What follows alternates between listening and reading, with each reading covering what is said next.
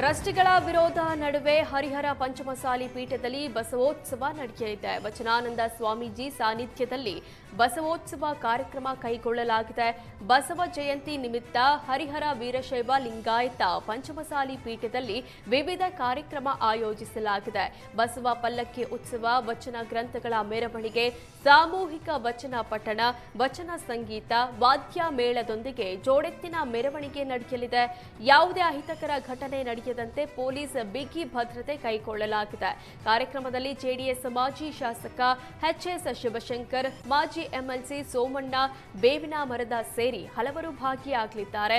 ಇನ್ನೊಂದೆಡೆ ವಚನಾನಂದ ಶ್ರೀ ಗೌರವಯುತವಾಗಿ ಮಠ ತೊರೆಯುವಂತೆ ಟ್ರಸ್ಟಿಗಳು ಆಗ್ರಹಿಸಿದ್ದಾರೆ. ಹೋಟೆಲ್ ಬಳಿ ನಿಲ್ಲಿಸಿದ್ದ ವಾಹನಕ್ಕೆ ಸಾರಿಗೆ ಬಸ್ ಗುದ್ದಿದ ಪರಿಣಾಮ 4 ಕಾರುಗಳು ಜಖಂ ಆದ ಘಟನೆ ಕಾರವಾರ ನಗರದ ಪ್ರೀಮಿಯರ್ ಹೋಟೆಲ್ ಬಳಿ ನಡೆದಿದೆ. ನಗರ ಭಾಗದಿಂದ ಹಾದು ಹೋಗುವ ಸಮಯದಲ್ಲಿ ಪ್ರೀಮಿಯರ್ ಹೋಟೆಲ್ ಬಳಿ ನಿಲ್ಲಿಸಿದ್ದ ವಾಹನಕ್ಕೆ ಗುದ್ದಿ ಹಾನಿಯಾಗಿದೆ. ವಾಹನ ಮಾಲೀಕರು ನಷ್ಟ ಅನುಭವಿಸಿದ್ದು, ಸ್ಥಳದಲ್ಲಿ ವಾಹನ ಮಾಲೀಕರು ಹಾಗೂ ಪೊಲೀಸರ ನಡುವೆ ಮಾತಿನ ಚಕಮಕಿ ನಡೆಯಿತು. ನದಿಯಲ್ಲಿ ಮುಳುಗಿ ತಾಯಿ ಮಗ ಮೃತಪಟ್ಟ ಘಟನೆ ಬೆಳಗಾವಿ ಜಿಲ್ಲೆ ಹುಕ್ಕೇರಿ ತಾಲೂಕಿನ ಸಂಕೇಶ್ವರದಲ್ಲಿ ನಡೆದಿತ್ತು. ನಿನ್ನೆ ತಾಯಿ ಮೃತದೇಹ ಪತ್ತೆಯಾಗಿದ್ದು, ಮಗನ ಮೃತದೇಹಕ್ಕಾಗಿ ಶೋಧ ನಡೆಸಲಾಯಿತು. ಇಂದು ಮಗನ ಶವ ಪತ್ತೆಯಾಗಿದೆ. ಏಪ್ರಿಲ್ 22ರಂದು ಮಗ ಸುಪ್ರೀತ್ ನದಿಯಲ್ಲಿ ಇಳಿದಾಗ ಮುಳುಗಲಾರಂಭಿಸಿದ್ದು, ಮಗನನ್ನ ರಕ್ಷಣೆ ಮಾಡಲು ಹೋಗಿ ತಾಯಿಯೂ ನೀರು ಪಾಲಾಗಿದ್ರು. ಇದೀಗ ತಾಯಿ ಮಗನ ಕಳೆದುಕೊಂಡು ಕುಟುಂಬಸ್ಥರ ಆಕ್ರಂದನ ಮುಗಿಲು ಮುಟ್ಟಿದೆ. ಶಿವಮೊಗ್ಗದ ತೀರ್ಥಹಳ್ಳಿ ತಾಲೂಕಿನ ಆಗುಂಬೆ ಸಮೀಪದ ಲಕ್ಕುಂದ ಗ್ರಾಮದಲ್ಲಿ ಒಂಟಿ ಮಹಿಳೆಯ ಮನೆಗೆ ನುಗ್ಗಿದ್ದ ಖದೀಮರು ಮಹಿಳೆಯ ಕೈಗಳನ್ನ ಕಟ್ಟಿ ಲಕ್ಷಾಂತರ ರೂಪಾಯಿ ಮೌಲ್ಯದ ಚಿನ್ನಾಭರಣವನ್ನ ದೋಚಿದ್ದಾರೆ.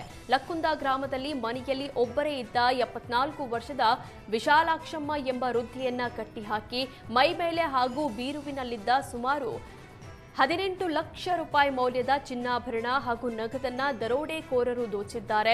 ವಿಶಾಲಾಕ್ಷಮ್ಮ ಅವರ ಪತಿ 15 ವರ್ಷಗಳ ಹಿಂದೆ ನಿಧನರಾಗಿದ್ರು. ಹಾಗಾಗಿ ಅವರು ಮನೆಯಲ್ಲಿ ಒಬ್ಬರೇ ವಾಸವಿದ್ರು. ಏಪ್ರಿಲ್ 21ರಂದು ಮಧ್ಯಾಹ್ನ ಸುಮಾರು 3 ಗಂಟೆಯ ಹೊತ್ತಿಗೆ ವಿಶಾಲಾಕ್ಷಮ್ಮ ಅವರು ಮನೆಯಲ್ಲಿ ಮಲಗಿದ್ದಾಗ ಯಾರೋ ಬಾಗಿಲು ತಟ್ಟಿದ ಶಬ್ದ ಕೇಳಿಸಿತ್ತು. ಕಿಟಕಿಯ ಮೂಲಕ ನೋಡಿದಾಗ 3 ಅಪರಿಚಿತರು ನಿಂತಿದ್ರು. 3 ಅಪರಿಚಿತರು ಕುಡಿಯಲು ನೀರು ಕೊಡಿ ಅಂತ ವಿಶಾಲಾಕ್ಷಮ್ಮ ಅವರನ್ನ ಕೇಳಿದ್ರು. ಬಾಗಿಲು ತೆರೆಯದ ಅವರು ಕಿಟಕಿಯ ಮೂಲಕವೇ ನಲ್ಲಿಯಲ್ಲಿ ಇರುವ ನೀರು ಕುಡಿಯಿರಿ ಅಂತ ತಿಳಿಸಿದ್ರು. 3 ಅಪರಿಚಿತರು ಅಲ್ಲೇ ಮರೆಯಾಗಿ ನಿಂತಿದ್ರು. ಕೆಲವು ನಿಮಿಷಗಳ ಬಳಿಕ ಅನುಮಾನಗೊಂಡ ವೃದ್ಧೆ ಹಿತ್ತಲ ಬಾಗಿಲು ತೆರೆದು ಪರಿಶೀಲಿಸಿದ್ರು. ಆಗ 3 ಒಮ್ಮೆಲೆ ಮನೆಯೊಳಗೆ ನುಗ್ಗಿ ದರೋಡೆ ಮಾಡಿದ್ದಾರೆ. ಆಗುಂಬೆ ಠಾಣೆಯ ಪೊಲೀಸರು ಪ್ರಕರಣ ದಾಖಲಿಸಿಕೊಂಡು ತನಿಖೆ ಕೈಗೊಂಡಿದ್ದಾರೆ.